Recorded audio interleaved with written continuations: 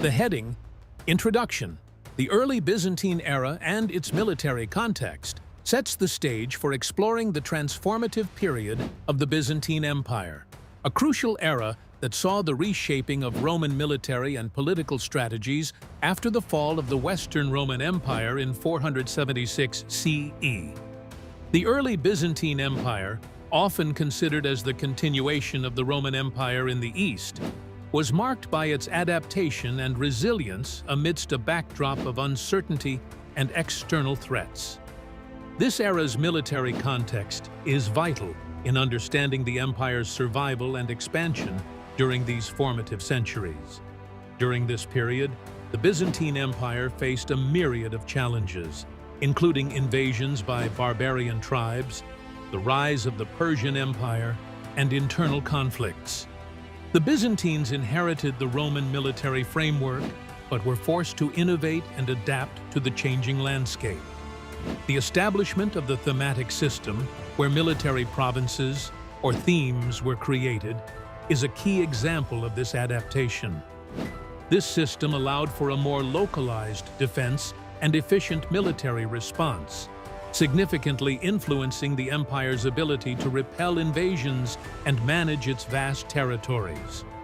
Another significant development was the enhancement of the Byzantine navy, which became a formidable force in the Mediterranean under emperors like Justinian I. Naval power was crucial for controlling trade routes and protecting the empire from seaborne threats. The Battle of Dara in 530 CE serves as a notable example, showcasing the effective use of innovative tactics against the Sassanid Persians, highlighting the military prowess of generals like Belisarius. Scholars often view these military adaptations as essential for the cultural and political longevity of Byzantium. They argue that the strategic flexibility and organizational innovations helped transition the Roman legacy into the medieval world. However, there are differing opinions on the effectiveness of these reforms. Some critics argue that the thematic system, while initially successful, eventually became cumbersome and contributed to later military inefficiencies. Despite these challenges, the military context of the early Byzantine era profoundly influenced other aspects of Byzantine society, including its economy, administration, and culture. The military successes and reorganization efforts reinforced imperial authority and stability, setting a foundation for what would become one of history's longest-lasting empires. Understanding this military context provides valuable insights into the Byzantine Empire's strategies that not only defined their era, but also left a lasting imprint on the course of European history. The transition from Roman to Byzantine warfare marks a significant evolution in military strategy and practice, reflecting the broader transformation of the Eastern Roman Empire into what we recognize as the Byzantine Empire. This shift in warfare was characterized by a series of adaptations and innovations that emerged due to various geopolitical, cultural, and technological changes occurring between approximately 476 and 550 CE. Though the military of the Byzantine Empire was the heir to Roman traditions, it developed unique elements that distinguished it from its predecessor. The significance of this transition lies in its impact on the empire's survival and expansion. As the Western Roman Empire fell, the Byzantine Empire needed to address new threats from both East and West, including Persian forces and various barbarian tribes. The Byzantine military adapted by combining traditional Roman practices with innovative approaches such as increased use of cavalry, fortified positions, and enhanced siege tactics. These changes were crucial to maintaining Byzantium's dominance and are reflected in the successful defense of Constantinople and its territories. One notable example of this adaptation is the development of the theme system, which reorganized military and administrative control in provinces, allowing for quicker mobilization of troops. This system helped the Byzantines to respond more effectively to external threats and internal revolts. Another example is the use of Greek fire, an incendiary weapon that proved decisive in naval battles, particularly notable during the Arab sieges of Constantinople. Historians generally agree on the effectiveness of these innovations in Byzantine warfare. Many suggest that the adaptability and resilience demonstrated during this transformation were key reasons for the empire's longevity. However, challenges to this narrative exist, as some scholars argue that these changes were largely reactionary, driven by necessity rather than innovation, and that they reflected a decline from the disciplined Roman legions. The transition from Roman to Byzantine warfare influences our broader understanding of military history by demonstrating how empires must adapt to survive and thrive. It paves the way for further developments in medieval warfare and offers insights into the strategic thinking that characterized one of history's longest-lasting empires.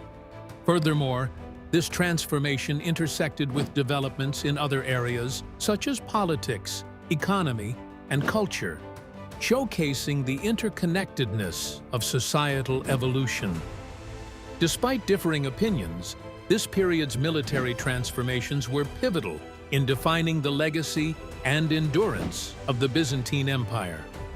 The heading, Major Campaigns and Battles, 476 to 550 CE, delves into the military history of the Byzantine Empire during a pivotal era. This time frame marks the transition from the Western Roman Empire's collapse to the establishment of Byzantine dominance in the Eastern Mediterranean. Understanding these campaigns and battles is essential as they shape the political and cultural landscape of Europe and the Near East, influencing the Byzantine Empire's evolution into a powerful entity that preserved Roman statehood and culture. One significant example is the Battle of Dara in 530 CE, where Byzantine forces under General Belisarius defeated the Sasanian Empire's army. This victory showcased the Byzantine military's strategic advancements and bolstered the empire's eastern frontier defenses. Another critical campaign was the Vandalic War, 533 to 534 CE, which successfully reasserted Byzantine control over North Africa.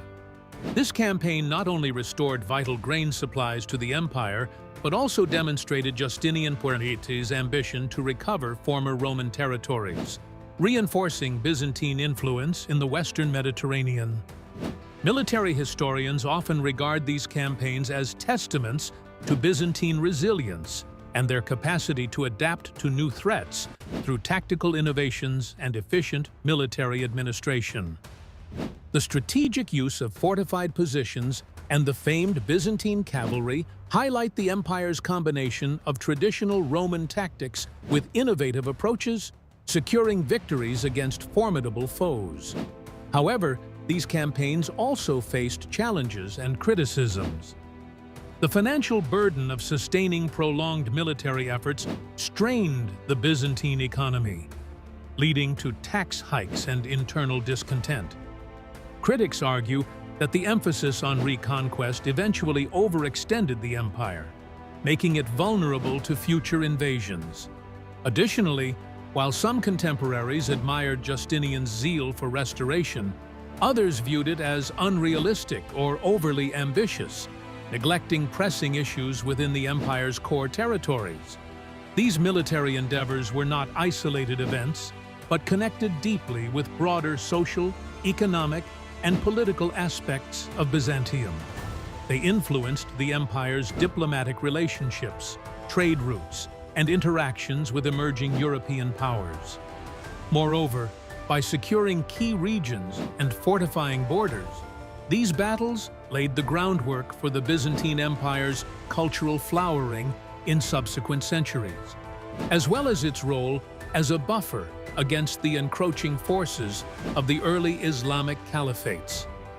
Ultimately, the major campaigns and battles of 476 to 550 CE underscore the Byzantine Empire's dynamic and complex character, reflecting both its enduring legacy and the formidable challenges it faced. The heading, Key military leaders and their strategic innovations in the context of Byzantine battles between 476 and 550 CE refers to the pivotal roles played by military commanders who not only led armies, but also pioneered strategic maneuvers that shaped the outcomes of conflicts during this period.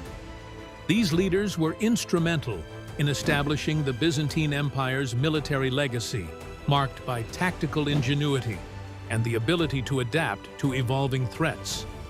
Their innovations were not merely battlefield maneuvers, but often involved comprehensive approaches to warfare, including intelligence, logistics, and diplomacy. The significance of this lies in the leader's ability to maintain and expand Byzantine control, despite a myriad of challenges, including external threats from barbarian tribes and internal political strife. Through strategic innovations, these leaders preserved the remnants of the Roman Empire in the East and laid the foundations for what would become a millennium-long Byzantine state. Two notable figures exemplify this concept: Belisarius and Narses.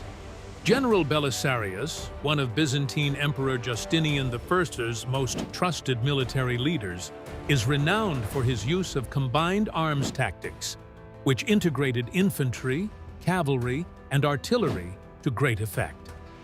His victory at the Battle of Dara in 530 CE against the Sassanid Persians showcased his skillful deployment of troops and strategic positioning, allowing a numerically inferior Byzantine force to triumph over a larger enemy.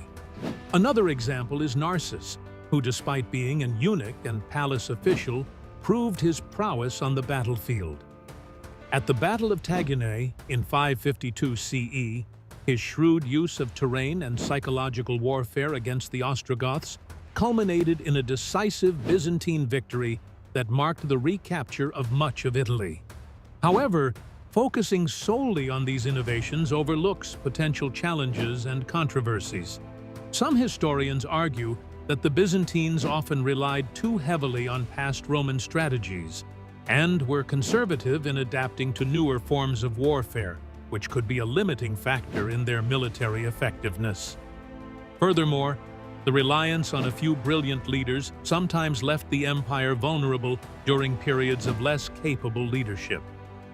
Despite these criticisms, the strategic innovations of these key military leaders not only underscore their importance in Byzantine history, but also influence other aspects of the main topic, such as the evolution of Byzantine military doctrine and the empire's longevity. They reveal how adaptation and leadership are crucial for survival and success, themes that resonate throughout Byzantine history. These leaders and their innovations remind us that the tides of warfare are not determined merely by numbers or resources, but by the ingenuity and foresight of those who command.